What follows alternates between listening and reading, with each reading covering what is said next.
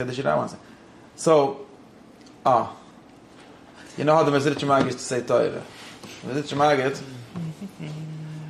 would go like this. People would come for Shabbos to his shtut, and the Gabbe or the Rebbe himself, I'm not sure, it's a shal, if it was B'licha Kodesh or B'derech HaTeva, but they would find out somehow what everyone wants. Everyone would bring a kvittel and write down the kvittel was what's their issues. And then the Rebbe would come to the Tish on Shabbos, and you would say Dvar Torah. And betoch the Dvar Torah, you would for everyone's kashas. You would give everyone what they specifically need. And he might have even said explicitly, this is for you, that's for you, since you need this, since you need that, and so on. Some people write it as a Richa Kodesh story, that he knew somehow magically what everyone needs. Does Maimon discuss this? Yes. Some people describe it as a good teaching mahalach, but that was the mahalach. You get the mahalach, no? Cold reading, hot reading, we'll call it. No, I'm not talking about the chachma. See, that's why I told you that, so you shouldn't think that that's the point. Who cares? The point is not that the Rebbe weist. The point is that if you say Torah to other people, then there's always a question. Sometimes it's an unasked question, right? We do a lot of work on figuring out what the questions were that we were really asking. Most of the time we don't really know what they are. Or it's very hard to ask them. You could read Mrs. Collard's book about why it's so hard to ask all the real questions that are interesting. Which book? Mrs. Collard. It's called... Sorry, now you have a book to read. You asked me which book to read. It's called... That you've solved my problem. To share. Amazing. See? Just like the Rebbe. 100%. It's true. It's called Open Socrates. Agnes Collard. Agnes Collard is a teacher, a professor at U Chicago. And she wrote a book, and she's Osik, and she has 1 million podcasts and all kind of different foods on philosophical life. And the basic problem that she talks about is that there are some good questions or basic questions that it's very hard to ask. To answer is not hamadraik. But even just to ask them the whole question, she has a solution to the problem also. She promotes a certain solution, which she claims is Socrates' solution. But anyways, that's Maramukam. It's a good book, and she writes clearly, and she gets across her ideas, and she gets you into a certain basic philosophical mindset very well. Just put on hold of the library. So, anyways, that's what we were saying. So there's always a question, right? Everything is an answer to a question. And the whole Torah is an answer to a question. We heard this through Shem already, right? Why don't we understand the whole Torah? Because we don't have the questions that it came to answer. So we think that it's just some kind of kufalem ha'kigigas. Drop something on your head and just do it. Literally. Turns out there was a question, and this is an answer to the question. Discover the question by terms. We always discover the question. 1 second, I'll talk about this in a second. Go one thing at a time. But first let's finish with the Mezritch Mag. And sometimes only from the answer we discover what the question was. Precisely because the question without the answer is very hard to hold, very hard to get hold of. Aside from being scary and apicorsis and all kind of problems like that, it's hard to get hold of, and sometimes just from the answer we even get hold of it. I do think that this Mezritch Magid's Mahalach, which is not the only teacher that acted this way. I've read descriptions of different teachers who acted in similar ways. There's two dinim in this, right? Let's try to understand. There's 2 dinim in this Maaseh. 2 parts. The first din is that he didn't answer your questions when you asked them to you. You noticed. It's describing the story in the way that I describe it, that everyone would come with a kvittel and listen to the Rebbe. My wife needs a shidduch. No, not my wife needs a shidduch. It doesn't make sense.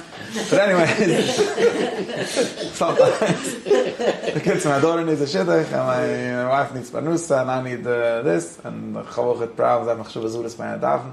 I don't know, the kind of problems Mezritch Magid was worried about. And the choyre, the direct way, would we say, okay, I'm the Rebbe, I know thoughts, let me give you the answer. The aitzit, this is that, the aitzit, that is that, the aitzit, that is the white, I'll give you a bracha, and so on. But that's not what he did, or at least according to this description, it's not what he did. And there were many other smart white teachers that never did that. I noticed it. Like if someone asks you a question, you answer it, it's almost never useful. The social working thing. It's the fact that he's really bothered by it. Even sometimes it's the correct answer, even, but it's not helping. It's never... Yeah. Most of the time, right? Yeah. Most of the time when someone asks you a question that doesn't want the answer, or maybe he does want the answer, but it's not helpful to say that. Usually he knows the answer, something else he doesn't know the answer. Could also be, or it's just an excuse for asking a different question, really. Yeah, it's the whole thing. It just doesn't work, not useful for the most part. So this is a very interesting thing. I've had this experience with different teachers also, and I've realized that first I thought that they were just like playing around with me, because I would notice someone that I would ask a question, and they would give me like some it's like, blah, blah, blah, blah, blah. And then for 3 weeks would give shirim about my question. He wouldn't say Yitzchok asked a question. But I noticed, wait, it was a better question than you let on. Turns out it bothered you, and you're looking for a teretz, and you found a whole mahalach, and another one, and I hear, and then I could think, does it answer my question, does it not? The Medrash talks about it. I really can't say it was a bad answer. The next day you give it like a whole different answer to it. I remember. Yeah, so I thought, okay, maybe it doesn't pass him. It should have told me, good question, I don't know, let's think about it, maybe I'll find an answer for you, or maybe but another better way of looking at it, or maybe alternative, is, maybe why don't I make a video for the people, not a video, what's it called? Not this. And my group, no, let me do it. An alternative way of doing it is here. An alternative way of doing it, an alternative way of describing this is, so number one, there's the Lowy said it's not useful to actually answer the questions. Number one, because of all these reasons that we discussed, and maybe even more. And also, there is a way, like in another sense, if he is a Rebbe, if he does know something, and knowing something is a very complicated thing to make sense of, because when you say the Rebbe is someone, why do you keep on talking about the Rebbe and the Talmidim? If the Rebbe knows something, then what does it mean that you know something, right? What does it mean? Someone, take like the Chassidish Rebbe model is a good model to understand this, although it's true for more intellectual kind of Rebbes too, and other kinds. It's not usually something reducible to a sentence that's an answer to a question. Almost never. So in other words, what don't we know? What is the question that we don't know most of the time? In what context? In all of the contexts. No, you should know already the slogan that I have. That's my answer to this question. What is the question? The question. What does it mean to be a human? No, that's already a very specific way of answering the question. What is the question that leads to that? I'll think that of you need to know. Question. I'll come back in a month. I'll give you a share. I want how to be a human?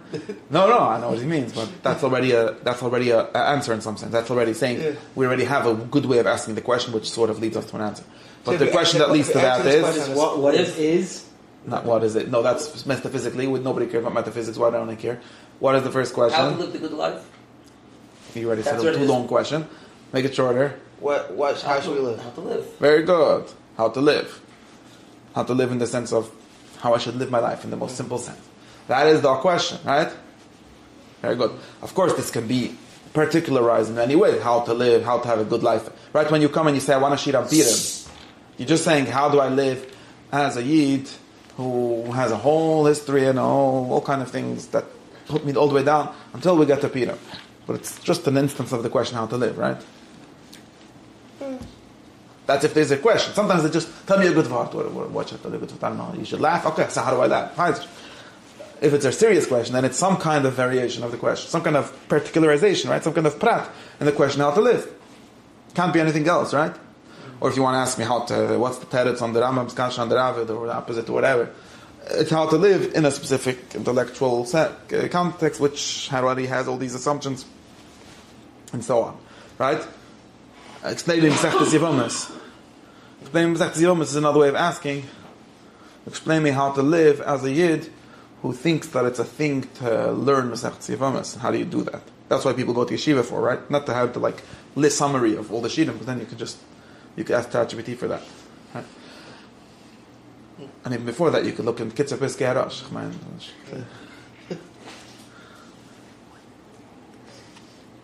Right, so being a Rebbe or someone that knows something is not usually, this is important, it's not really reducible to, I have the answer, right? You think, you don't understand what is Zika. I'll tell you what is Zika. Shvei Rishal, nobody knows. I know. He's a great Rebbe, he knows. The point is something else. The point is that he knows how to live with not knowing what is Zika and finding out, and he has a certain way in which he finds out, in which he works through things, and he has certain sources that are important for him, whatever they teach in yeshiva, all of that. Right, now that is not actually teachable in the way of answer my sentence. I have a question, a sentence that ends with a question mark, you'll give me a sentence that ends with an exclamation mark, and that will be the teaching. Loved. Not loved because it's not relevant to the question that was asked. The question that was asked is a question of how to live in us, or even a more specific way of how to live. So you have to know how to live. And in other words, a Rebbe is someone that you're asking the question of, you assume that he somewhat knows how to live. And what does that mean that he knows how to live? It's something that is embodied in the way that he lives it, right? In other words, the answer to the question, what a Zika is, come to my shir on Zika. It's not the summary of the shir. That's not really the question. That's not the question you ask B'tor Talmud. That's a question that an encyclopedist, someone who's just making a summary of all the shittas, needs to know. And then he might as well use Kitzur Piskei Harash. Just tell me the 3 shittas, Koivitz, Yisoides, V'chakiris. You could become better than all the yeshiva ever if you just read that book. Which one? Whatever. Forget about all the yeshiva stuff here. There's a guy that made a summary of all these Yeshiva Chakiris, a big fat book, Achikam Keshet, his name is.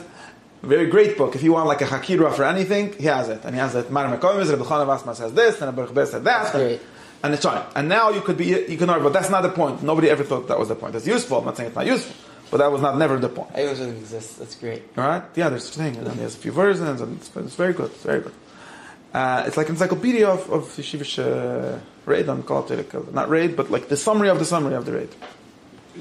What's the nafkamina? What's the point? That the answer can only come to the shir. It can't be, let me tell you this, the maskuna of the shir, because that's not what you were asking. And if you think that that's what you were asking, that's a better way of saying why you will be disappointed if he actually answers you that way. Sometimes people do answer that way, but they don't really mean that. They just mean get out of here.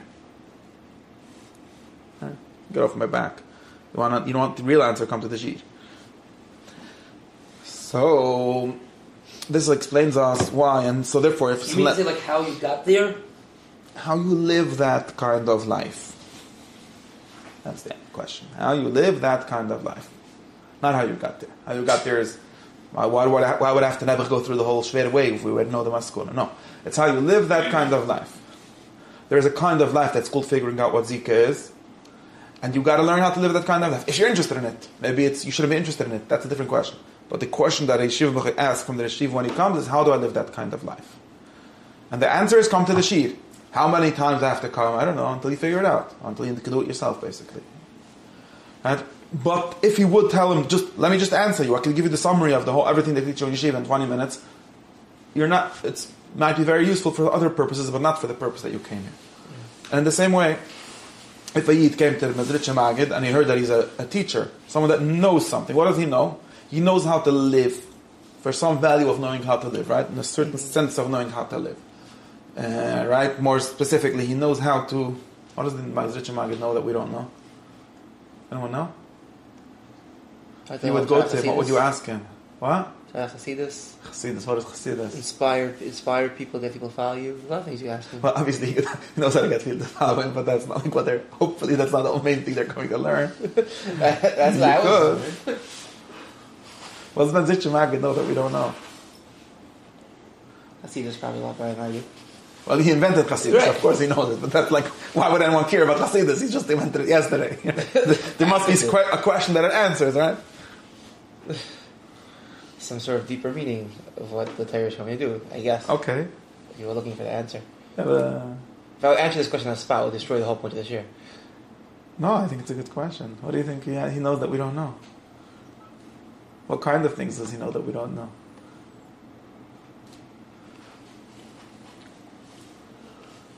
Only how to live. Those how to live, but like give me Only how to live. a certain sense, but in a certain sense of how to live, right? Even like we also know how to live, but not the same one that the Mezritch Magid knows, right? So what does he know?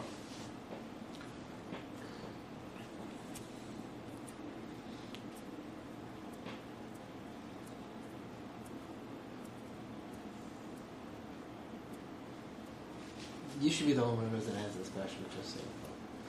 So many things going on up here. Like, we know so I many know nothing things. about him. I know what I read from. At least you should my- bump So, that's about it, right? That's all, you know. That's basically the thing. It's like, oh wait, that's who he was talking about, I basically. could, whatever I would say, you'd say the Vilna Gaon also wants to put this. I don't even know if it's true that comeback, but let's say how to live happy, how to be happy. Okay.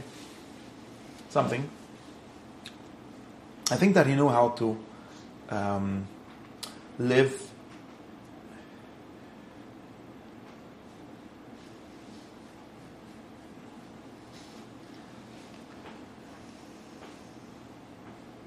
I'm going to say words that not going to be very meaningful.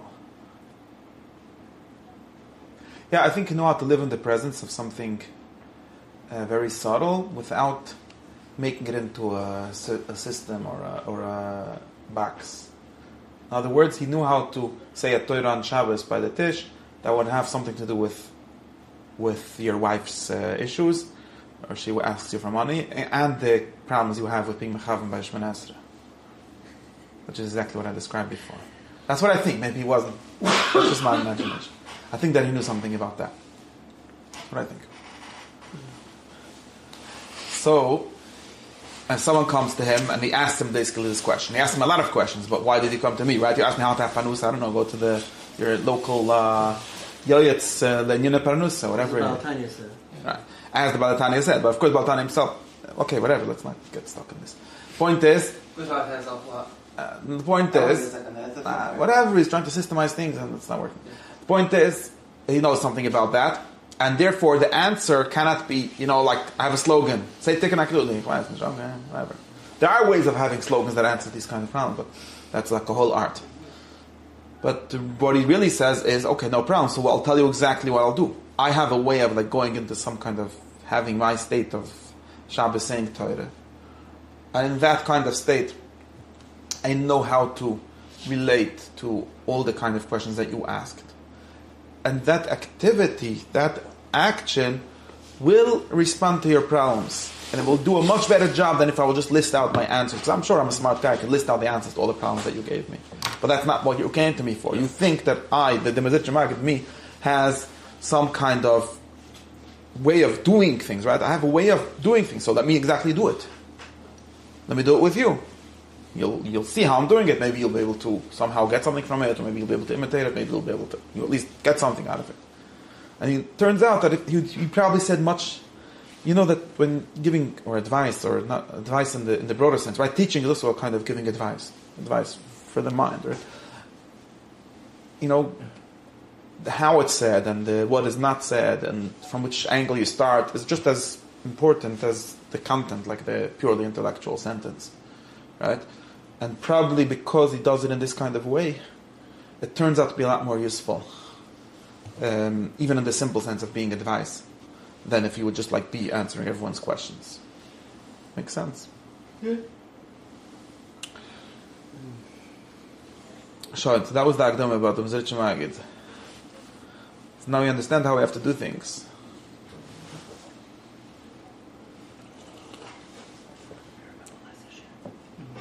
What? We spoke about this already?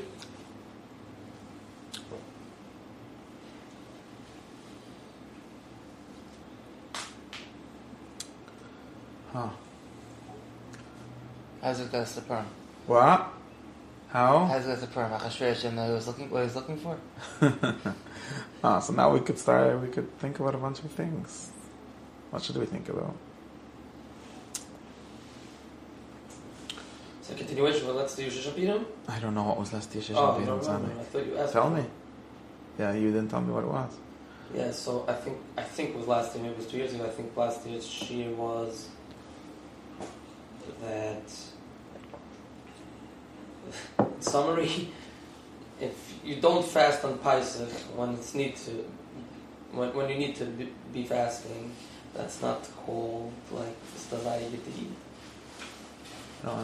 What does that mean? In other words, like Mordechai and Esther decided to fast on Pesach. But we have this thing like, okay, what's that got thousands to of do? people are dying, whatever. It's okay, kept the mitzvahs. Like, hello, wake up! Okay. Like God is like How does it writing connect? the world for you the same way He wrote the title for you. That's Yeah. something that I think you said that last year. Okay. No, just Yeah, I hear, and therefore, how does it connect to this? No, it's not. I thought maybe you want to continue from last year. No, I don't want to continue. Because from you last asked year. the question if. But there was probably a reason why I said that last year, and I don't know. It was October 7th and everything, whatever. There's still. Yeah, That's a different discussion. Okay, so let's get back to where we are. So let's say something about Purim. The important thing about Purim and all of these kind of platforms, like Shabbos, Yom Tov, Purim, anything, is that we have to come to them with certain questions, or figure out what the questions are, maybe by doing them, figure out what the questions are. And these questions are not Purim questions, right?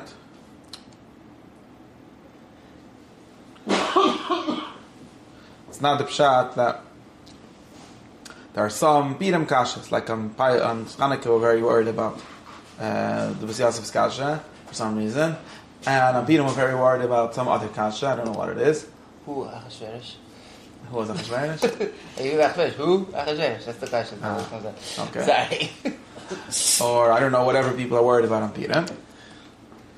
And every The Bacham always worry about do you drink, how much do you need to drink, you can do the Ramah. Delo Okay, whatever it is. And the Matzah Purim, it's ready, not in the guys. And you want to, it's Kulyotzig event, it's moved, it's finished. Right? And we sort of think that there must be, it must be at least some kind of platform that allows us to answer all the kinds of questions, right? Makes sense. Dafka on Purim? The Rebbetzin Agnes Khaled says that she calls these kind of questions that have no time. There's never the good time to ask them. Why? Because when is the good time to ask a question?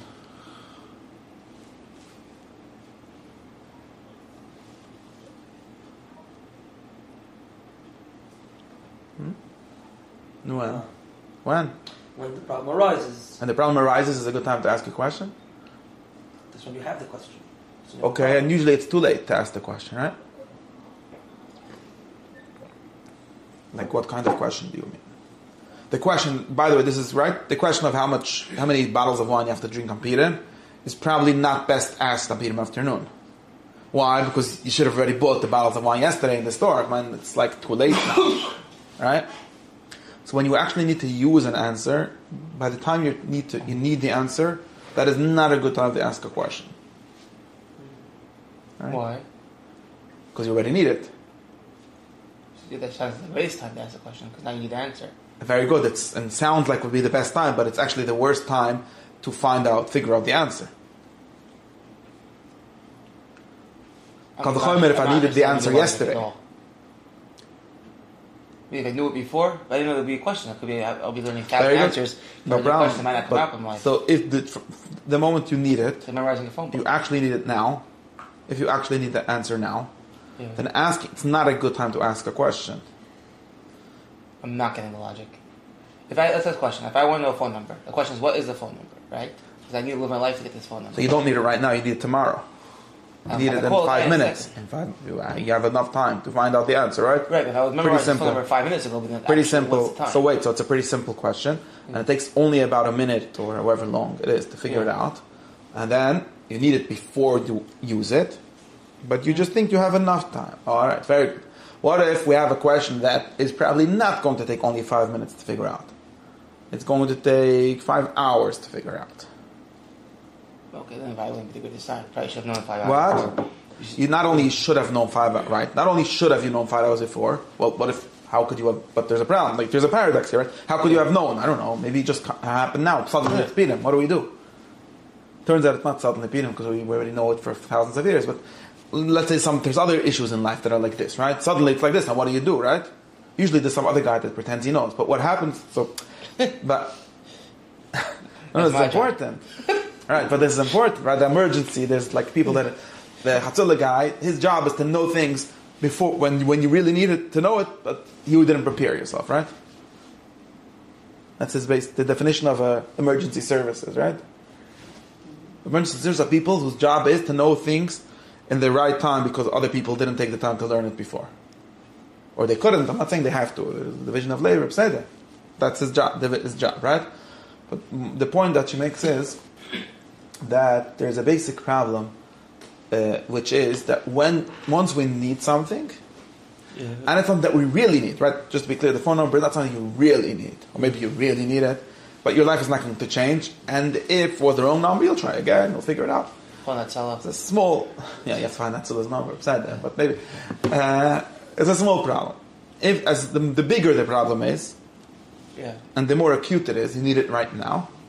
The worst time it is to ask the question. Better you do the answer before. Assuming that both the question is important, and that it's needed now, and that it's not a question with a simple answer, with like just a piece of information, like a phone number, which at the end of the day is just it's only 7 bits of information, pretty easy. 9.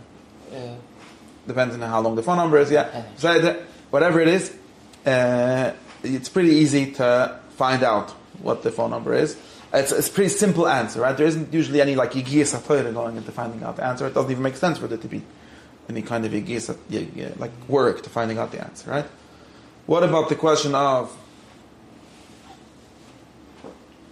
how to live?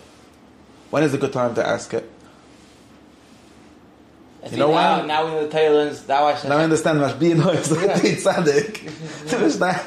Because once you're here, it's like you got to already be a tzaddik, right? When we can have time in the what's it called in the womb? 100%. That's a shot. That's a good shot. You gotta know it before. But there's a real issue here. Assuming that there's something to be questioned and it's irrelevant, it's something we need to have known already yesterday, and therefore. This is the nice Oscar, right? I don't want to steal like Collard's things of giving YouTube clips about this problem. So we have to say it only in Chassidish language. The B'nai Oscar is the one that noticed this problem, right? You know. The Ber Shmeilich from Minkach, wherever. Where did he live? Not in Minkach, in Dinev. From Dinev, his uncle lived in Minkach. I'm confused. And the Ber Shmeilich Dinev had a big issue. As he said that the Rishonim, the Rambam, and other tzaddikim said that a person should be choker if there's a God. Literally, like if you open the Chovos Halvos, and it's amazing, like Chassidish Yidden like really get a shock from this. You open the Chovos Halvos, and this is the book of the duties of the heart, right? Wow, it's an our thing, right? Litvaks are only about what your outer Evurim have to do, and this is all about what your internal state should be, what your internal intention should be, and all of that. And it gives you this whole long drushim bagdoma that you need. That's what we need, that's the most important thing, and that's the only way to get close to God, all kinds of things. And then he starts and says, Peirik Aleph, okay, so first thing you got to know in your heart is that there is a God, right? So let's find out, is there one or isn't there one? Because that's the basic process of reasoning, of learning, right? First we say, is there and isn't there? And then if we know if there is... First that's what is a God. This is based on... whatever. This is based on Aristotle's list of questions. He doesn't see what is God. Yeah, no, he starts with... I know that there's a problem. We're not talking about this problem. This is based on Aristotle's list of questions and topics. It doesn't matter. It goes like... Usually when we ask about something, we have to know if it exists. And after we know that it exists, we can ask what it is. Okay, I know it's a problem. In any case, we're going to start by this question about God. Is there a God? Then we'll ask what kind of God there is. Or what is it? And it's a problem because we can't ask it, because nobody knows. Besides that, we get into issues. It's a complicated philosophical problem. And how these kind of questions work in general. But the point is that the first sentence it tells you is we got to do it in the normal philosophical, logical order. So question number 1, is there a God? You come to the Sheikh Sidis, and they say, so the first question is, there's 2 studim. One side is Yesh Elohim. The other side is Ein Elohim. Let's find out. This is Chovos Halvos. Every Chassidish that read it, ripped up this page, literally. We're here to worship God. Chovos Halvos. Wait, is there a God? The first thing you got to know. Right? And maybe there isn't. But this maybe there isn't. It's really nerve-wracking. Like maybe there isn't. Right? Or they don't translate Ibn Tibbon's translation. Yeah. No, but this is what it means. Yeah. That's just a very nice illustration of the problem. Right? Maybe there isn't. Well, that's maybe there isn't. They have the same question on the Rebbe. That what? Maybe there isn't the Rebbe. Yeah. Maybe there isn't the Rebbe. Yeah, but right there, again. Saying that's the same Well, he process. obviously exists, That's the but- same thought process, so you understand where they're coming from. Understand who's coming from? See them. No, I want to explain better what their problem is. The thing is. So said the Bnei Yisrael who tried to give words to this problem. He said like this: Yesh baya. A minna is dvaik, right? If you believe in God, then you have some kind of relation with Him, some kind. And if you don't believe in God, then you have no relation to Him, in some basic sense, right? So you're telling me, Mr. Bachya, that the first step in getting close to God is to get as far from Him as possible. We should entertain the thought that there is no God. Because there's no other way of doing research without entertaining that thought, right? You're just fooling yourself. This is obvious. Why myself doesn't not worried about this, I don't know. Because he's starting from, he just already knows. How do you know it? But he just already knows. In any case, and he's like, how could this be? How are we allowed to do this? Doesn't make sense. Maybe if you're a very big tzaddik, Kitsa, you're not allowed to. It's a das tevera. It's mamish, Rabriski could say it like this, right? You're a koifer for that second, right? They literally have this thing, right? And being a koifer for 1 second, the chayav misa. You're not actually true, chayav misa for being a koifer, by the way. That's just a made up halach. Doesn't even say in the Rambam. They mess with the Rambam. But that's not our shmis. In any case, let's say so it is, but that's also better. You're cutting yourself off from the God. That's true. And even for that 1 second, even if it's just to learn the shtick the shirach of the hovus, right? Im ein. So how are you allowed to do that? Again, assuming that you're better off. And somehow we're not here to argue with his logic. We're here to notice let's be clear. We're here to make progress. Everyone here knows how to laugh at the Bnei Yisrael. That's not interesting. We're here to do something else. To explain, based on Agnes Callard, the Bnei Yisrael. Okay? And this is great. And why are we doing that? Because you notice that he's noticing a much broader,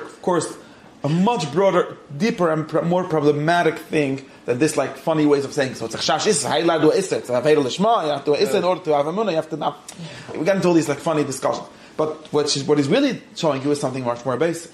Right? You'll remember, this is all based also on William James' article, Will to Believe, who her book is sort of based on us. In any case, you should read it. William James. It's going to be in our list of reading somewhere. It has an article called The Will to Believe. That's what it's called. Very important article, and he describes this. The important thing he talks about is how there are certain questions where you're not free to not choose. Right? So this is the problem that we're talking about. In order to question, not choosing the choice, I think he phrases that. Yeah. You're free, but there's a price to that also, and you need to already know now. You can't say, I don't have the time. So this is what the Messiah is saying, right? You have to understand the question to him. Of course, what does it mean exactly? There's a God, all these things. Well, different thing. But to him, the question or the existence of a God is something acute. He cannot really live. It's already an answer to a question, right? You cannot really live without knowing that answer, right? William James' example is like the person that never gets married, because that's a decision that has to be made under conditions of doubt. And since he's following the atheist command he quoted from someone that said, never assent to something you don't know for sure. That's the basic command of a certain version of rationalism. Therefore, you never know who's she's going to be the right wife. She'll never get married. Turns out that's itself a certain decision to never get married. And you don't know that for sure either, so you're stuck. But in any case, he's like refusal to commit or refusal to decide or refusal to know anything is something that that shows us that some things need to already be known. I need to already know the answer, right? And for Rabbi Hirschmeilech, obviously, since he's a Jew and since his life doesn't make any sense, his life doesn't make any sense without a God. You could even like formalize this into some kind of argument, but to him, he's not doing that. I'm sorry, sir, but there's someone that argued on that and that said that it's a 50-50, right? Pascal's wager. Yeah, that's who it was, right? That if you... I think he also touched on this idea. I was thinking about it the whole time. Yeah, but wait. We're talking about a different idea. Let's try to get at it. Maybe we'll be able to get at it. We're getting at something like this. Since this question, he's just using this as an example. Really, the question of a God is not really the most primary question, I think. Or only the primary question at the end. It's complicated. But in any case, for him, just to be clear, and for most people who are educated in that kind of in a religious system of thought, any of them. Life doesn't make sense without a God existing, which means that if there is no God, I can't do anything. I cannot do anything. No, not meaning. I don't know what this word meaning means. I can't do anything because humans act on the basis of a certain sense, on how things make sense, how the world connects to each other, some kind of science, some kind of logic, some kind of causality. And at the linchpin of his understanding of how this is, although he probably doesn't know how to explain it, is that there is a God, which means that everything he does now is based on that, right? The silly way I describe it usually is if someone comes to me and asks me a question, some tzaddik called me up and says, could you tell me if there's a God, did he give the Torah? Allah tzaddik gave the Torah, was the Chassidische Torah, the Litvische Torah, Allah tzaddik was the Chassidische Torah, was the division to Aleph or the division to Bayis, Bekitze. And I always tell him, okay, can you tell me why you need an answer for this? Are you running to Mincha? You need to know already if you daven Mincha? And my point is always, and therefore that's probably not a good way to ask the question, because you need a lot more freedom for that. How are you going to? You're just go daven Mincha. I don't know. Figure out a different way to reason to daven Mincha. I don't know. It's not. But the other side of this is showing the problem. Since he has to daven Mincha, not that he has to daven Mincha because Hashem told him to daven Mincha. That's illogical. He has to daven Mincha in the sense that he has to do something. He has a sadriyam. A person he is already living, right? When you ask the question of how to live, it's a very weird question to ask because you're already living, and you're asking the question with the living that you're already living. Yeah. So it doesn't really make sense. You're really stuck. Although it's really very hard. Mrs. College thinks there's no solution to this problem besides for having friends, which is a good stims with my mahala. That's what she thinks. But in any case, because then you have the other person to represent the other side. That's what she claims Socrates' Chiddush was. It's a shtickle toida. I don't know if it's entirely convincing, but that's a shtickle toida. My point is that this just shows you the problem. Since I'm already davening Mincha, so this is definitely not a way that it's possible. It's a paradox. I need to know that there's a God in order to daven Mincha, but I also need to daven Mincha or do something else. Well, anything else, I also need to know the answer to the question, right? Yeah. Even if I decide that there's not a God and I don't daven Mincha, I also need to know the answer. So when is going to be the time that I have the Chazon Ish's ideal state case for becoming a minna, right? Remember the Chazon Ish's beginning of a minna b'tochen. No? Put it on my list. He has a list of the reading things that you have to know to come to my shir. No, I thought you said that the Chazon Ish had to become a min. I was like, no, how to have a minna. In Yiddish. Amuna. Amuna. Right? Remember how the Chazon Ish started his book? His little. Aminas. No, that's Amuna and Amina. Anyways, the Chazon Ish started his book, said, how does it start? Look it up. It starts like this. Midas ha'amuna hi netiyah daka mi'adinut ha'nefesh. And then it goes like this. It's very important to ha'odom mibal nefesh. V'sha'at le'shat ha'sheket. And then it goes on to say things. And now this is the yeah? Mizeira yidin de groisen the from the Chazon Ish. On this steht ganz Yiddishkeit. Or the fact that it doesn't exist is why it steht. What he's saying is that the condition for having a minna in any kind of real free way, right? Not just, I'm stuck, so I'm just continuing the situation because there's nowhere to stop it, is if he gives you two conditions. One is that you're something he calls a Baal Nefesh. Okay, since he's doing poetry, he means something like a sensitive soul. He's not really doing philosophy there.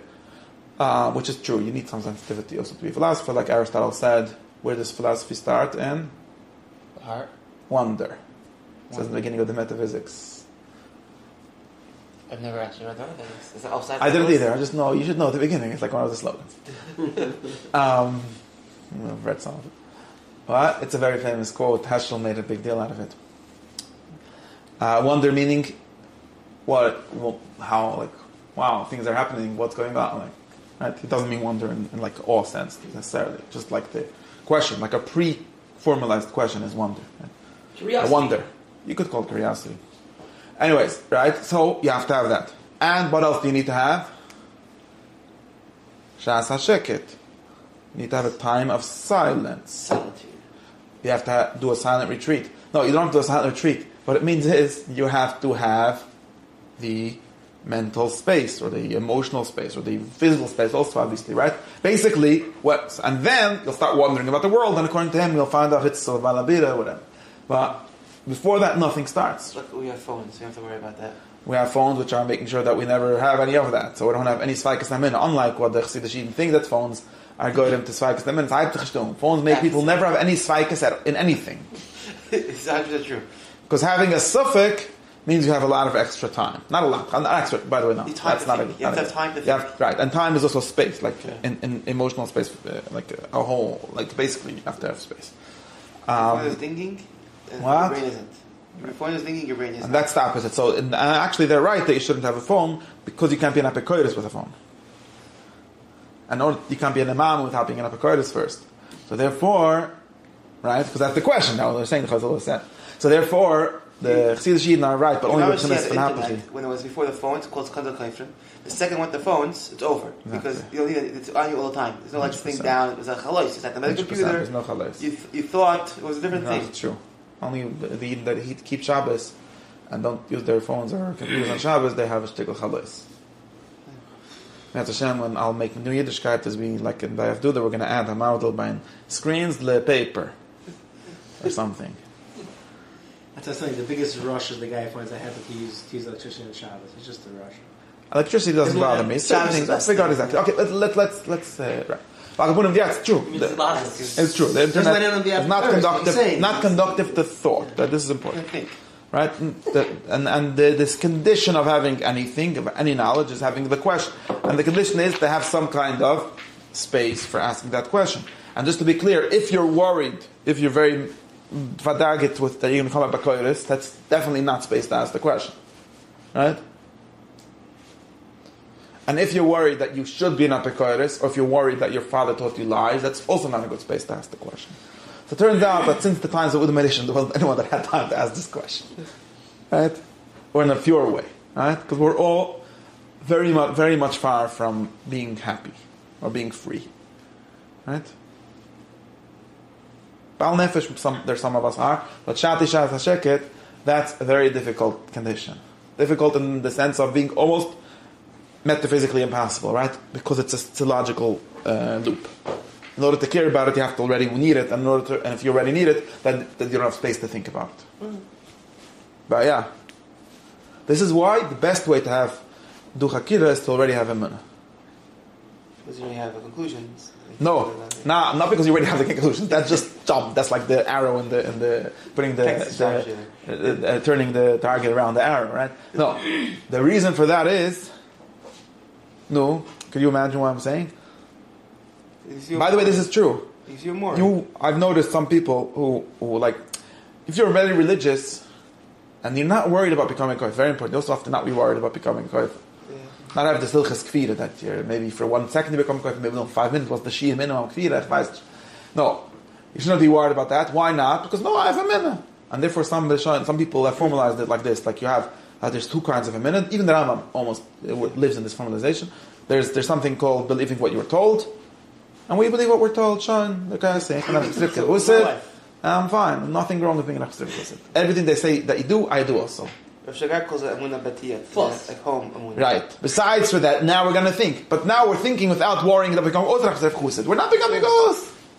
How would we become Os? So now we have real freedom, because even God Himself lets us think. Not only that, He told us that it's a mitzvah. So we're very happy. We're doing mitzvah b'semach. We're getting gunish not mitzvahs and not a virus. Nothing works b'atzvahs. But why is it more ideal than, I don't know, some secular person? Because secular people are also living within an answer. The secular person has no God to tell him that it's okay to question everything. But just to be clear, I've already told you this many times, but this is just my hacks. It's not really helpful. I'm just saying it so you should get out of different thoughts. But in reality, some so-called religious people have a lot more freedom of thought than most secular people. Now, I'm sure there's everywhere people that are managed to break free, but for some kind of generalization, if it's useful in any case, you could see that. I told you the Maaseh with Uri Holtzman, right? I haven't heard it. What's the Maaseh?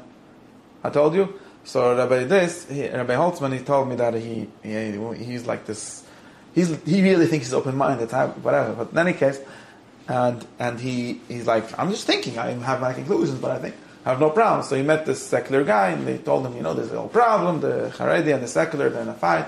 Why don't we sit down and handle things out and stuff? And he said, sure, let's make So he told him, okay, but what are like how we? This person told him, like he thought he's like so frum, so he must be very hard to talk to. So like, what are the limitations? No limitations. We'll talk whatever makes sense, whatever you think, we'll say. And then the guy got very scared. He's like, well, no, we can't do that. There have to be certain limitations. Like everyone has to believe in liberalism and democracy. You can't just question everything, right? That's a good story. I don't know if it actually happened or how it happened, but I must have changed it by saying it so many times. I must have changed it already. But it's true. Most people have more. The point is that there's a question of how to live. The question is not a specific answer. Or is the the way or the way? It's funny because it's when I started reading anything and everything. I had no stuff goes everything was true. So I read everything. I read absolutely everything. When I had the first Shaila, then boom, you couldn't read anything because it starts getting like shaking you up. All right, it's funny, but yeah. In any case, the point is that we need this kind. It's not. I don't know if this is the real solution. I'm just using this to show the real problem. If you're already, it might be a solution. I don't know. Maybe it's a solution. Is it a solution? Does it work? Well, I'm just trying to show. That's what I was asking a second ago. Is the point of the solution is that you're kind of doing both because you already have. So let's try to think. I don't know. I'm trying to think. I don't know if this is a solution. We understand the problem. The problem is a very serious problem. That the things that we really need to know the answer to, we'll really need to know the answer. And not only we really need to know the answer, we're already acting from within a certain answer. Right? And we're even asking the question based on a certain answer. Right? This is why really questioning is almost like really suicide. Right, someone said once that the only real philosophical question is should you commit suicide? And he's right in his opinion. Like Albert Camus. Because who said he should even live? Like, you always know so many assumptions. Isn't that the first assumption? Everyone is already acting within so many assumptions. And the more important questions, the more they're based on these knowledge they already have. So how do we get out of this? We liberate them. Like the people, right? We all think of ourselves as great questioners, but the real great questioners are not people we want to associate with at all, right?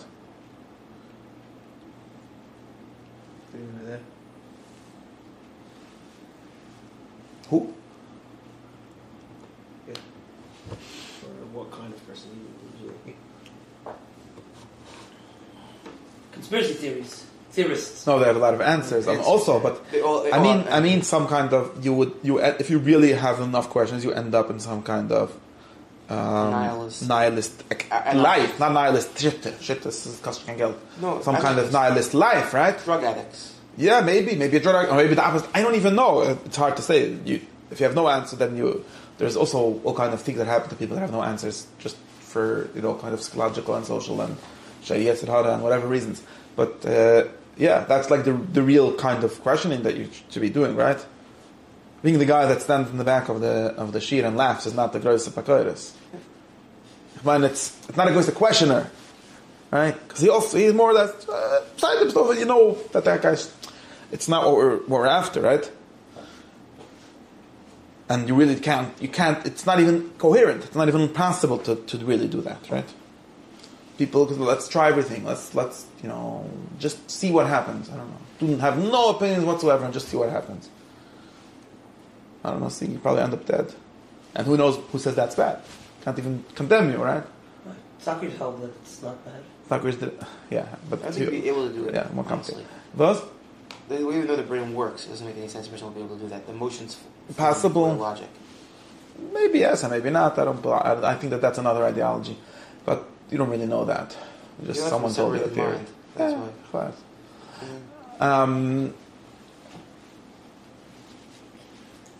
Maybe it's just whatever. Let's not get stuck on this. Point is, it's very difficult, and it's difficult for a good reason. Meaning, it's like incoherent almost, right? And if something is like William James says, I don't know. I don't know all these titles. Like we say, if the question is irrelevant, if it's irrelevant, then you shouldn't. Why do you even care? Maybe it's interesting. How many legs does some animal in the Sahara Desert have? Okay, I don't know. You might be able to find that out with a free mind. Pertaining to that question. Of course, the moment it becomes your job, or the moment you start doing it, you're not free anymore, right? Because now you're invested in there being a specific answer, or at least in the question being important enough that the government should fund you, whatever. Right? You might have to make a study called history out of it, whatever you make the. You get into a problem, right? Once you start doing anything, you're committed not only to an action, to a certain opinion, right? The most loosely held, you're still holding it. You're still not only holding it, you're acting on it, right? So maybe. So the point is, the more important something is, the less possible it is to question it. And the more important it is to question it, for basic reasons, because you want to know it, right? And otherwise you're stamanad, you're just buying whatever the first thing was and you took it, and it's also a question. So what do you mean by less possible? It's less possible, because you're already using it. It's more also psychologically and socially and emotionally all kinds of problems. And also just logically almost incoherent, right? Almost. I'm not saying entirely. There might be, there seems to be a more basic problem than just that some hard emotionally to question the things you were brought up on. That's a small problem. We could solve that with some drugs or something. Maybe. Maybe, I don't know. I know people have done that. I'm not saying it works so well or what. But there's a logical problem, which is that you're acting on the basis of an answer, right? If you think of a person, right, the person is not a physical being, right? A person is a philosophical being. In the sense of, also, by the way, nothing else isn't either. Right? In the sense of there's a certain organization of thoughts that you live with, that your life is, right? They're not only beliefs, they're embodied beliefs, right? They have corresponding actions and emotions and physical things in your brain or wherever, I don't know. It's organized in a certain way. And questioning just means breaking it apart, right? It's and you're questioning it with the things that are already built up. Seems to be very hard.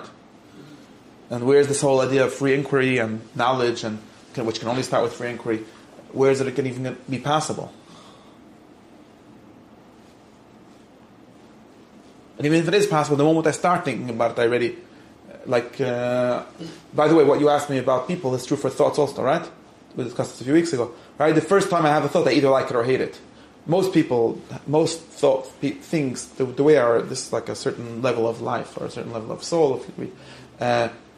Most things that we bump into, or most thought we have, cause us either pleasure or pain. Right? And we like pleasure and don't like pain usually. Or that's the definition of pleasure. If you like it, that's you might as well just change the words. And therefore, it's not only I like it. It's saying yes, right? Saying pleasure is also an answer to a question. It's saying yes, saying I want that, so that is good, right? Mm-hmm. And if I have a thought on the first, even if I would start with some kind of freedom, the first thought I'll either like or hate, and that like or hate, which is not necessarily rational, not necessarily true, but it's a thing that will lead me in that direction, right? So I'm already stuck. I'm already not very, very philosophical, not very rational. Is your point that the question is, you're asking this question of people... And on the other hand, without love, nobody learned anything without loving the subject, right? Very rare. So you have... Never, because he has pleasure in that, so it's just called pleasure, right? A kind of pleasure. An abstract sense of pleasure, whatever it is. Right? Of course, makes sense. So, what are we going to do? That's going to be the teretz, Sean. I don't know, somehow. Is your question... Is your question that you're trying to ask a better question than the boring bias question? People say, "Oh, you're biased." So you're not biased. You have an answer ready. Mm-hmm. So your question doesn't work because you have an answer. That's another way of saying. Now that you're biased towards. Why would I question it if I already have an answer? And I think I know it. Not only I know it in an embodied way. I know it in the sense of I'm living it. I'm living on the base, in the sense of if you think of it give you a musha, the foundation of my house is the answer to a certain question, which is where should we put the house, what should we build it off, and now we're sitting on top of it, and we're questioning it. Very cute, you're questioning it, but doesn't even make any sense. Right? This is postmodernism 101. I don't know what I told you. I don't know what those words mean. It's nice to have a title to describe questions other people had. I feel like. Might be, but whatever. A kid said, Maybe I'm wrong. it's a baya. Ich weiß nicht. I think it's a baya. This is just a question. There's an answer to the question also. Postmodernism is what you call postmodernism is called Yish in the Nachman. Yeah. Because since I had a good question and I like the question so much, therefore it must be that nobody ever thought of this question before me. And there's thousands of years of thought and of everything that obviously started off with this question, but they didn't notice it. And we're the first generation to realize it, and therefore everything is nonsense. Therefore, we should just hang out and eat rice. We shouldn't eat pizza because pizza is not healthy. We should eat rice. Rice, that's You should it. take acid, actually, but yeah, it's more like that. And shine. But firstly, that's also already an answer, and it's also very dumb, mostly because it's Yish. I'm just against it because of the Yish. I'm not saying that I have got a better answer. I'm saying that it's just like the first question you had, you just decided that it's the last question anyone could ever have. No, it's not. Why are you so sure? I mean, every inquiry and every science in the world started with some good questions, and we made progress by moving somehow through those questions. That's how life has been working for life and everything. So why would basic questions be different? They're not different. You just have to do that. We've made a lot of slower progress on that. Is that a basis of atheism in some sort of way also? I don't know, but again, I'm just answering this The question. Yish way? Yeah, atheism is also Amin is Yish. Also Amin is based on Yish. Anything that's not philosophy is based on Yish. One day I looked into it. Not Lumdis. Okay? Everything else is based on Yish. Right? Shechnurich is based on Yish. What are we going to do? There's so many shit in every halacha. Let's just ask it. What do you know what we're going to do? We're going to learn it. What's the big problem? Too long? Okay, we'll learn a little. It's just based on Yish and we jump into conclusions, right? The Yosef Karo says this one is like just based on Yish. Shechnurich is based on Yish. What are we going to do? There's so many shit. Nobody could learn anything. Okay, right there. The Rambam was after. The Rambam was like, it's a waste of time. So here's a quick. Yeah, okay, it's different kind of. How do you be miyash on that, basically? Maybe I'm not saying that all Yish are unjustified. Like you said, maybe he's correct. Maybe it's needed because Bizdeval we need something to do. Beside I'm just saying. Like the Beis Yosef now. Why not the Rambam? Because the Rambam doesn't describe this problem. It has a different problem, like you said. The Rambam never said. No. Okay, let's not we're getting off this subject. Let's not do that. What we're trying to say is that I think that there are now. How do I know that there's a solution to this problem? You found it. No, that would be dumb to say. Why would you have to remember, nobody asks questions that are on. To ask a question is to believe, right? Now, this is another way in which skepticism is based on belief in a certain sense, right? Because to ask a question, a good question, not skepticism means I'm stopping to ask a question, I just decide. But to ask a question is based on the belief or the hope that there's a way through it, right? That's the meaning of a question. The meaning of a question is, like I said, it's an opening of a door, not a closing of a door, right? Just like everything else in the world is organized towards its goal, right? The meaning of the week is that there's Shabbos, it ends there, and so on.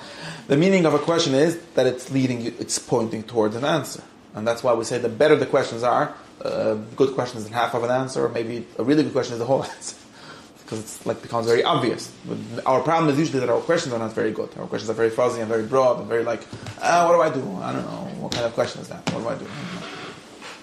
If you have a very specific question, they might become answerable, right? And the process of learning is the process of refining the questions until they become answerable, or till their answer becomes almost obvious. But the point is that questioning, and we know that this works, because we've seen how many people doing it. Just like we say in everything. We know everything because we watch people doing it.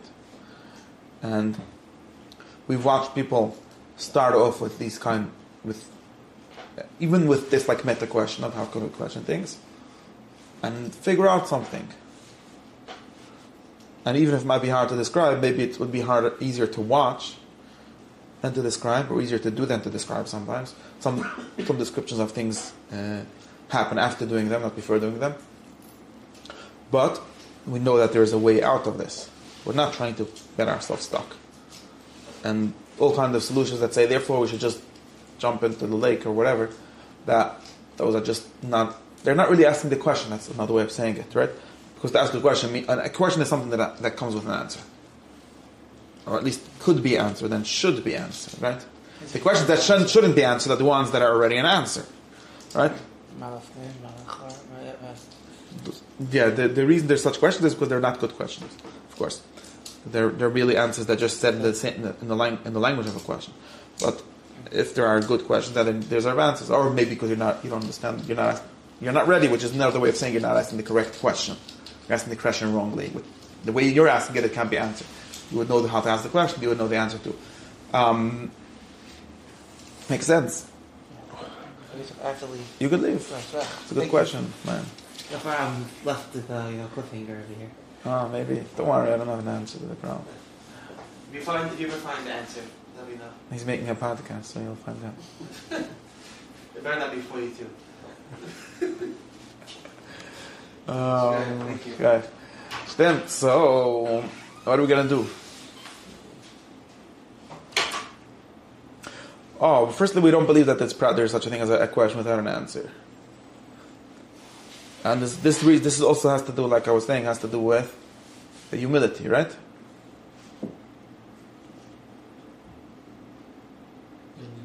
Being slightly less in love with the first thought you had is called humility. And since so many Eden, that's what he reminded me of. Since so many Eden have had like basic questions and have said, therefore, it must be that I'm the first one that had this question and they're such good questions. They fell in love with their first thoughts or first questions, which is themselves, and now there's no way to get through it. But if you have a little less gava, and you say well, of course they're good questions, and also you have the ability to learn from someone else because you're less of a malgava. No, for real. For sure. You have to love your friends' thoughts just as much as you loved your first thoughts too. Yeah, for sure. Thoughts don't even belong to anyone. That's what's called good baktoide, right? Yes, 100%. Yes, right. For sure. Really. I think it's even. You're after that. You're after the thought, not after having the best kashas. Who said that? I'm saying that's. Who said this? I forgot that really my plan was to say Asir on Yitzchok Shalom and how that's the Rambam Shat Delo Yada. I guess. It's even a higher level. You're getting into it. Of you're loving his thoughts. Yeah, we'll get to that. After even your Okay, we'll get to that. The only ability of asking questions. First, there's because I've read considering his thoughts, and then you're chapter Meruchim the right time. You reminded me. So let's say the main point where we are. The main point where we are is that these impossibilities are only impossibilities are not the end of this discussion. They're the beginning of the discussion. And we know that they're not the beginning. One is because we have the question. You know that the Ishbit Rebbe said that Avram Avinu had a question, mi balabira. He wasn't the first one to have the question, but he was the first one to believe that the question has a meaning. The fact that he has the question means that there's an answer to the question. Because why would we have such a question? Things that aren't answerable are not questions either. And well, he says it in a slightly different way, but let's interpret it this way. Right? If there's a question, and you... What do you mean a question that's not answerable? That goes back into you. A question that's answerable is a trick question. Something like... Rav Nachman talks about this. He has an example. Pythagoreans? No, a question like, why is this purple? It's not impossible to answer because it's just not purple. And there's ways of making this very fancy and really tricking you that you had a good question. Like, I don't have the example in my head right now. There's all kinds of questions that are, you'll notice that nobody ever really wondered about them because they're not really making sense. And those mathematical things that you Why is there no... Kids ask such questions. Does that mean No, really most way of to the get time out? they ask good questions. We just What do you mean, don't why like is them. purple? But it's not. I can do it. Or I don't have a good example right now. I don't have a good example. Come back a different time. I'm not figure it out. And those mathematical trick questions, are those trying to tell you that really there's an answer for it? No, they're tricks. They're just No, the tricks. Pythagoreans, like with the half stuff, yeah? Like, I forgot the example right now. I'm not sure what you're trying to tell me about Pythagoras. Weißt du, du gibst mir eine Name of a tzaddik. yeah, you went into numbers, right? And therefore? And I think they did he had a very basic problem about the guy that if he goes from here to here, and every time he goes half, You're talking about half, someone half, else. In half, any half. case, no. What? No. Let's leave things. So which tzaddik was that? Someone else, exactly. Okay, I thought it was him. Okay, whatever. It doesn't matter the tzaddik's name. No, that's a Idea. good question. That's actually a good question. And there's actually an answer to it. Of course, the answer isn't. Okay, no, let's not. No, that's not. It's not very good. Let's not get stuck.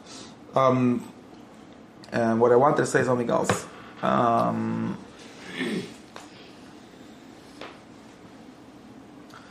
Right. So I think specifically. no, I but understand let's that, not. that's We're trying gonna to get show stuck. that We're gonna get actually stuck. that there's We're an gonna get atom stuck. or whatever it is. No, we're gonna get stuck. It's not a good example for a bad question. That's for sure. Let's not get stuck, or at least not right now. Maybe we'll figure out. Which is 100 divided in 3. Which is 100 divided in 3. Yeah, that might be a good question. It's a good question. There's actually ways of making progress in that question also, right? We could get close to the truth of that question, even if we might not be able to answer it absolutely. So, but all these examples are not probably helping me right now. The point is something else. The point is, there might be a solution to this kind of problem. And the first place we're going to know that there's a solution as that we'll find a guy that actually went through the problem or managed to make progress with the problem. Okay. Now this word we call progress is a very, very important word because even refining the problem better is progress, right? You could notice this in different kinds of conversations. There are conversations that go to circles. And there are conversations which make progress. And many people have not figured out the difference or probably have never had the opportunity of having a conversation that makes progress from basic questions. Socrates' dialogues are always examples of making progress. Although he always ends up in the same place he started, almost always, he always makes progress on the way. Which means that now we have a better way of asking the question or we know exactly what we're looking for. Sometimes we might even end the discussion. In other words, find the answer. And we got to learn how to make progress. What I wanted to say was that one of the things that we can do is believe that we're allowed to ask the questions, or make some kind of space where the needing to already use the answer is not bothering us. That is one thing. The other thing is what she said was using other people, which is maybe part of it. But the main, I'm gonna have to stop right now. How you use other people? Yeah. Good question. To use other people by having two people on two sides of an argument.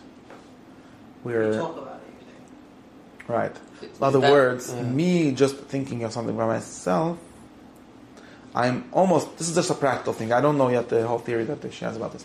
But me thinking with myself, I'm almost always going to be very stuck in the ways that I started thinking of it.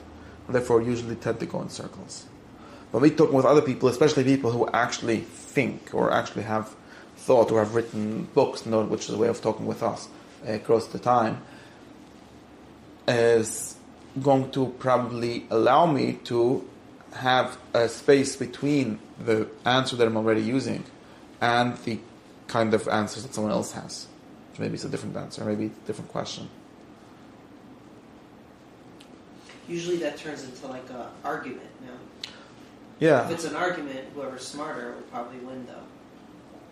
What do you do about that? Whoever's smarter wins arguments only in rhetorical arguments, not in philosophical arguments. Right? Because winning an like Rabbi Tam said, right? You could win an argument, but not win the argument. Right? Also, Not sure what you mean. But in any case, it says that over there when it says like people do, and not from people that do arguments. Right. Trying to put my thinking somewhere else, but in any case, not there's the this beginning? concept. I don't know. In any case, yeah, there's such a thing, and of course, this has a lot to do with humility, like we're discussing, because when you have an argument with a little child who usually asks questions, most of the time I lose the argument. Me when I argue with little kids or even like little teenagers or whatever, little kids that come to my sheet, I most of the time lose the argument. So you're the haste. Now I'm telling you didn't know. I didn't let you on. Most of the time lose the argument. Very serious. Doesn't mean that I'm wrong. That doesn't mean that I'm wrong, right? You remember the difference between philosophical argument and law court argument. The difference is that in the law court we're trying to convince someone third person, which means our discussion is really happening outside of the arguments we're making. There's going to be some of Adi Yosef at the end that can just count how many rayas you have and how many rayas you have and decide. So therefore even bad rayas are useful, but you're not really convincing anyone. You're not convincing your opponent, right? The philosophy is this crazy kind of trust we have in other people, which is I'm one Baldin, you're another Baldin, and we are ourselves going to argue it out. It means the argument itself has to carry the whole truth, right? Of course we have to both be seeking truth, we have to both be following the argument. Theoretically, we don't even have to be seeking truth. We only have to be committed to listening, like we said last time. We only have to be committed to following the argument. And which means, losing the argument just means you were not convinced. Now, of course, maybe you were not convinced because I didn't make the argument well. Doesn't mean that I'm wrong in the opinion that I'm defending. But it does mean that I'm lost because maybe you came with a question that I... And like the second the other person, let's say, is not willing to listen, then the argument goes nowhere. Yeah, then it's not an argument, then it becomes just a shouting match. Right. Exciting. We're talking about... Right. Which a shouting match is another way of saying, instead of me convincing you or making arguments, let's refer to the loudest screamer. Like it's another objective, some kind of third party which will, instead of thinking, will do something else. The first person as well. Yeah, So because the then person you're not trying to find out anything. Oh, we're just screaming at me. Okay, so screaming. Yeah. It's true, but most people don't notice when the children, right? Most people don't even notice when the tinnik won because he asked a stupid argument, and you're probably still right. So that doesn't mean that you don't have to know how to answer it. And there are people that know how to answer it. Right, but in her way of the solution, right? In her way of saying what she's saying. No, it's the idea here, I'm just trying to understand something more fun in a final way. Is the idea here that you get exposed to another way of living? No, not necessarily. The idea is that's her idea is that that's supposed to save us from the loop where we're using, because she's using the other person to stand in to be a free state relative to you, right? I'm not worried. I need to know for myself. So I have my own opinion. I need to know for myself how to live. I don't need to know how you live, right? That's not acute for me, right? The problem that we're having is that I already need to know for Davi Mincha. So instead of arguing with myself, I should have a mincha. I'm not an atheist, I'm a man. You'll be the atheist. You don't have to have a mincha. So now our argument can be between two real people who have two different, there's really the other option really exists. Right? What's the problem? That in my life, the option that there's no God, and therefore no davening mincha doesn't make sense. Right? But in your life, it's good. You're a different person. You're not me. You're an atheist. You don't have a mincha. You never daven mincha in your life. No problem. So now we could have a fair argument. Right? At least that's the theory, or that's some of the theory. There might be more to it. But it's really. In other words, you live life differently. No, I'm not worried about. I'm not learning from your work. But the problem, of course, this is a question on this theory that she has, which is that how is it if it's going to get to me, we're going to end up in the same problem. It's not clear if it's resolved. It's a question. But at least the argument could make more sense because it's not the same person who is defending both sides who's on both sides of the argument, which is what this ideal. The same type of person, then not the same type of person, the same person. If it's me, I'm on both sides of the argument, right?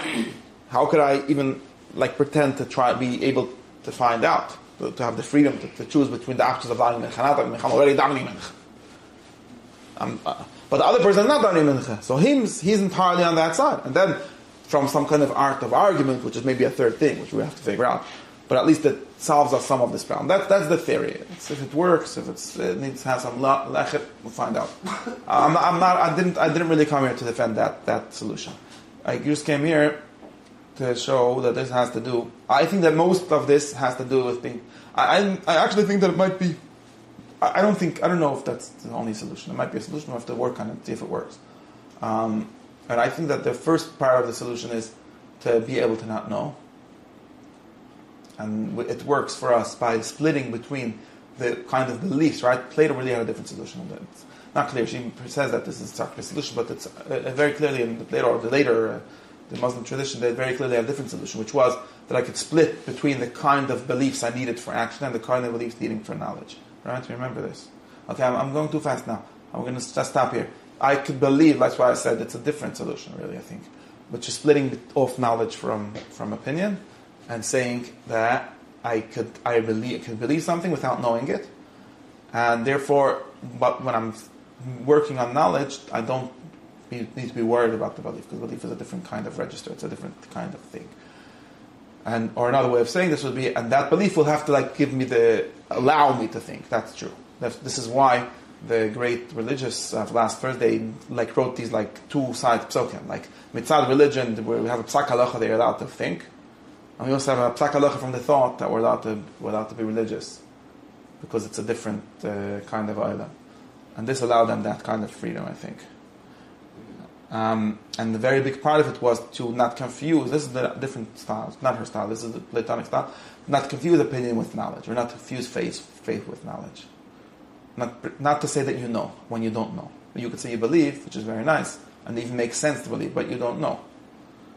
And this was the Rambam's pshat on Rabbi Akiva. It doesn't touch each other. I will talk about it runs parallel to each other. Yes, they're different. They don't entirely not touch each other. It's of course more complicated than this. I'm just saying. There's the Rambam. Can we just finish this? The Rambam said, "What did Rabbi Akiva do to the Yitzchok v'Shalom?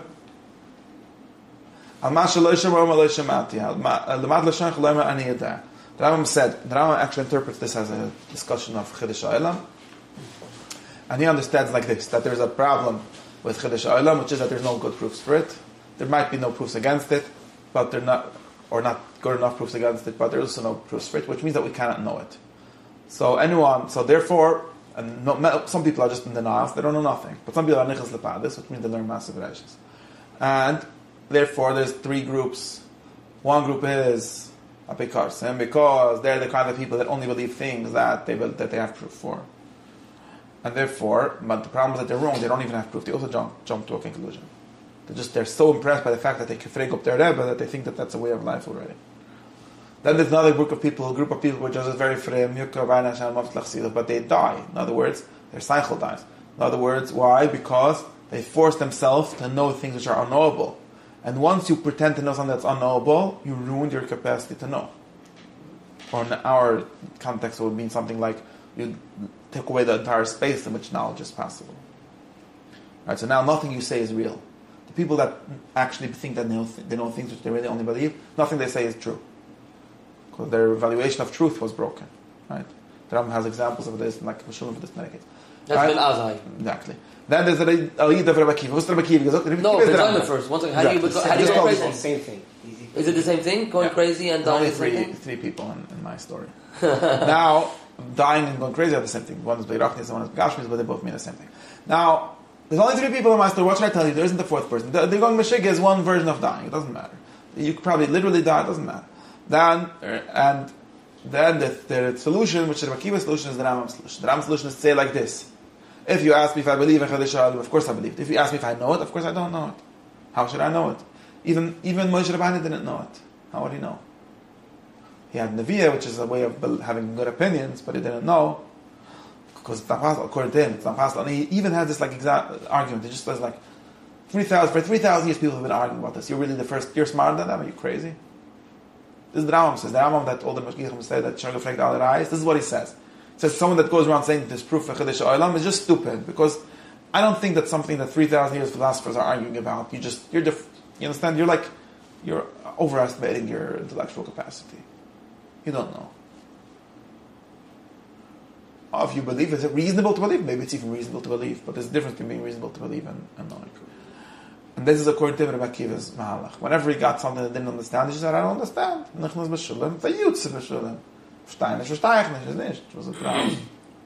You need not to jump to conclusions. Maybe next week we'll know. Maybe we'll learn more. For another 40 years we'll know. He also saw Matatu sitting, right? He also saw Matatu sitting. He had a question. He's like, I don't know.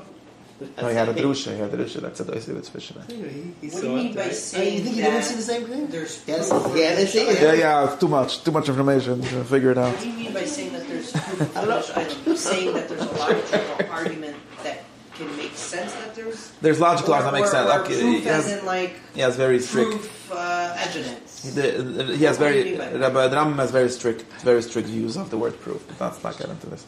It means something very extreme by him. Right, so how can we know what you mean here? No, I'm saying like what do you mean? What do you mean by proof of Chiddush Island? You mean that through logical argument, or you think, or by evidence?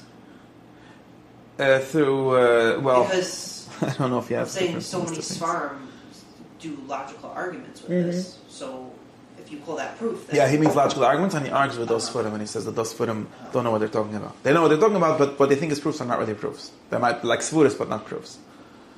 Yeah, that's the answer to that question. But that's a different subject. We don't know really anything about it right now.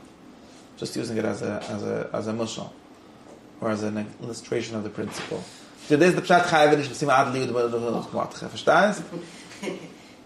You thought that you're a Yid, there's the Matcha Noman. Turns out, and right now, let's be clear. There's some other Rebbe Chochem that can tell you the story, right? Apushti thinks Matcha was a tzaddik, Kuman was a Risha, Matcha was right, Human was wrong, and it's very simple, right? Then you learn a little, and you start thinking, well, Matcha wasn't so right, Human wasn't so wrong. I can even give you the arguments for whichever version of the Megillah there is.